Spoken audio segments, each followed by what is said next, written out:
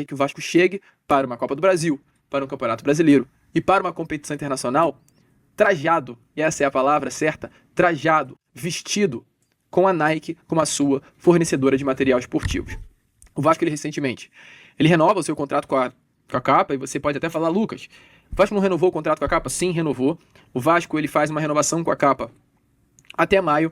O contrato do Vasco com a Capa ia apenas até agora, o final de dezembro, o final de 2024, mas o Vasco acertou uma extensão do contrato por mais 5 meses.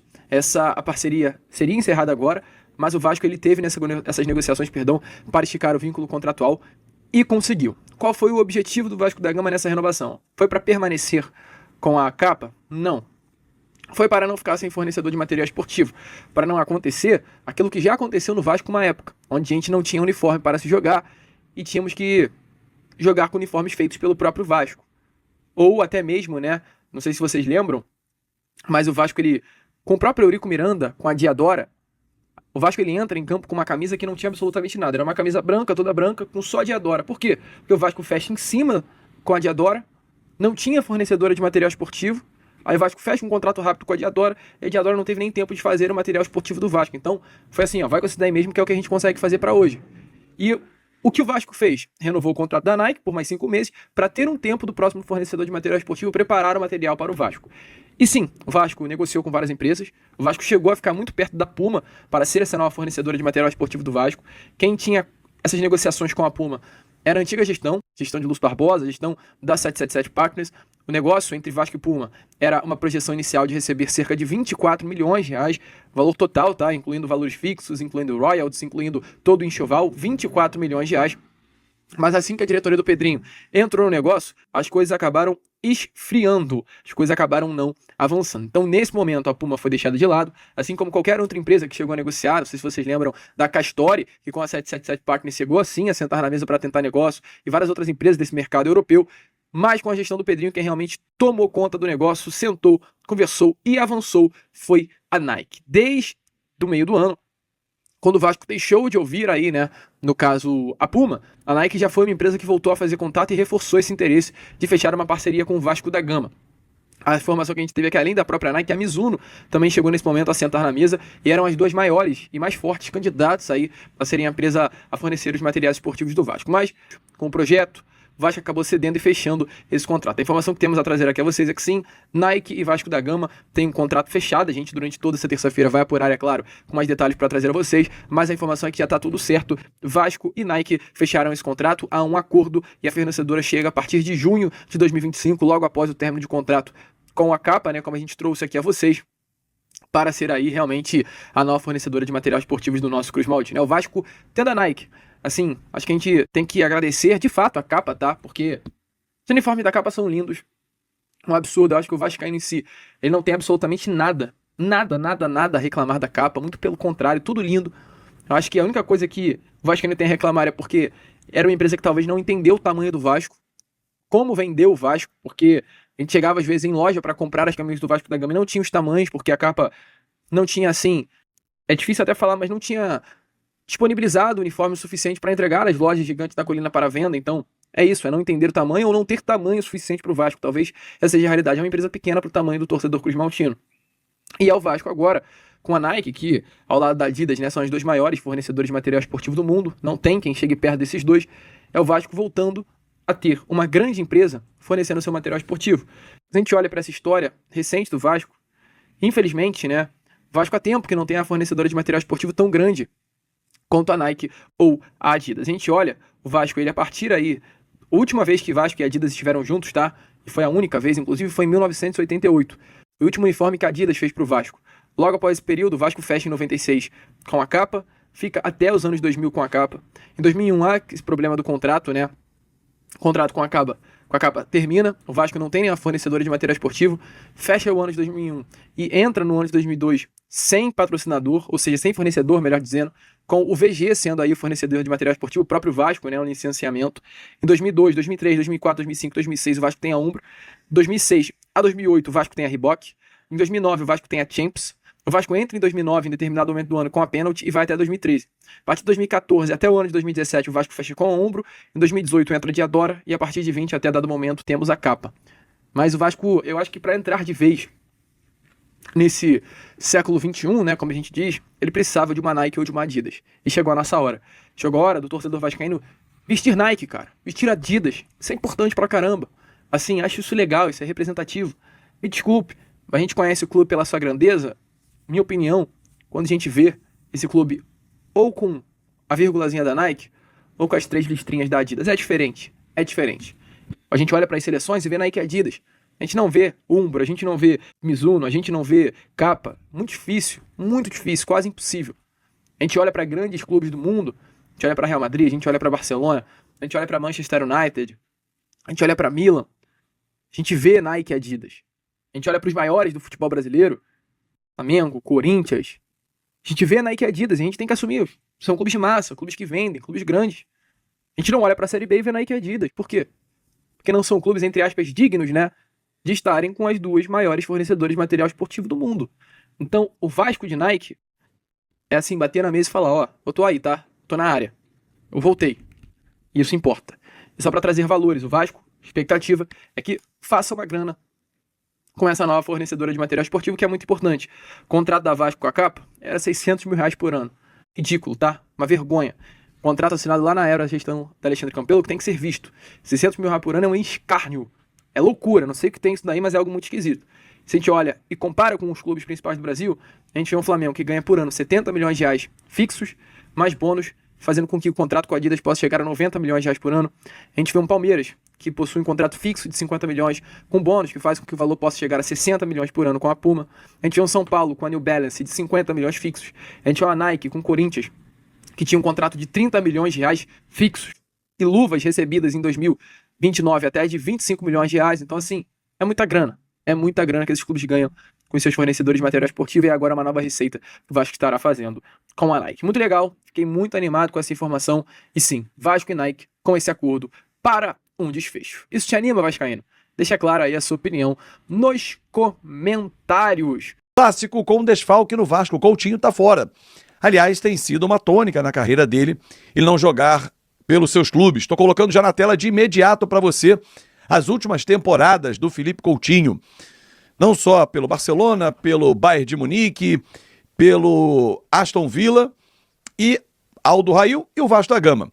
Se você observar, excetua a temporada 2021, que aí ele teve uma cirurgia de joelho gravíssima, ele ficou 246 dias fora. Nos outros clubes, muitas lesões musculares.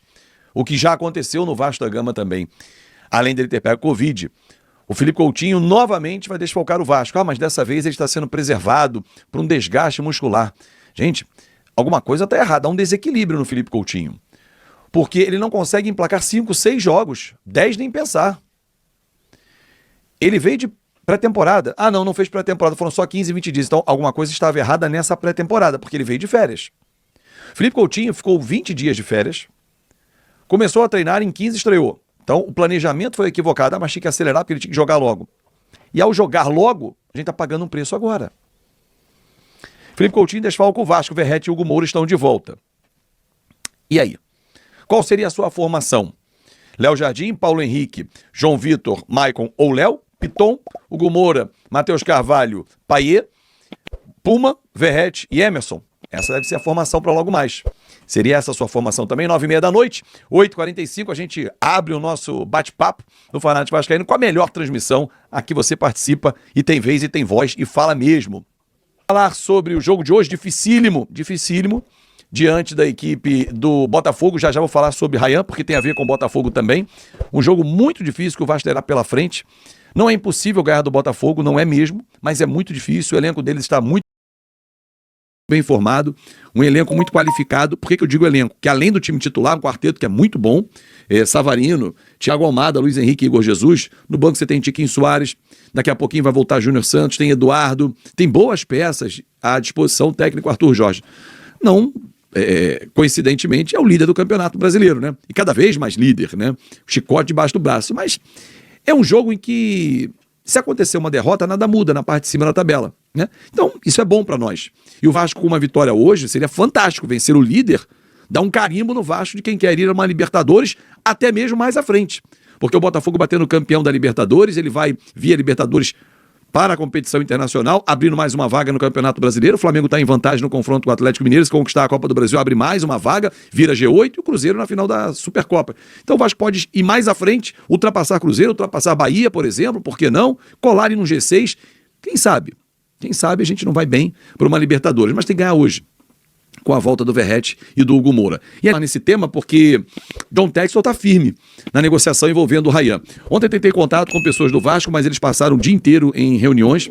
Tentei falar com o presidente Pedrinho, inclusive, com alguns dos seus pares, com quem tem mais proximidade, todos em reuniões. Olha, não posso falar agora, Fábio, liga mais tarde e tal. E vou insistir hoje, ao longo do dia, tendo notícias, trago durante a nossa transmissão, para saber, porque assim, eu tenho uma dúvida em relação ao propósito, que nós já falamos aqui, o Gé trouxe ontem de novo, do John Textor.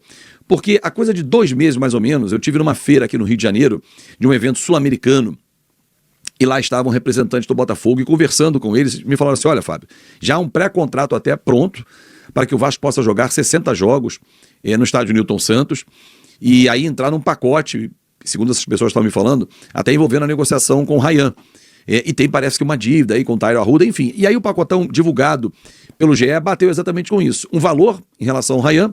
A minha dúvida é, 85 milhões numa cotação atual do euro para comprar o Ryan, mais a dívida de 15 milhões que a Vasco da Gama SAF tem com o Tairo Arruda, que é o CEO da SAF, do Botafogo, que foi quem intermediou a negociação do Vasco para virar SAF com a 777, mais o aluguel dos jogos.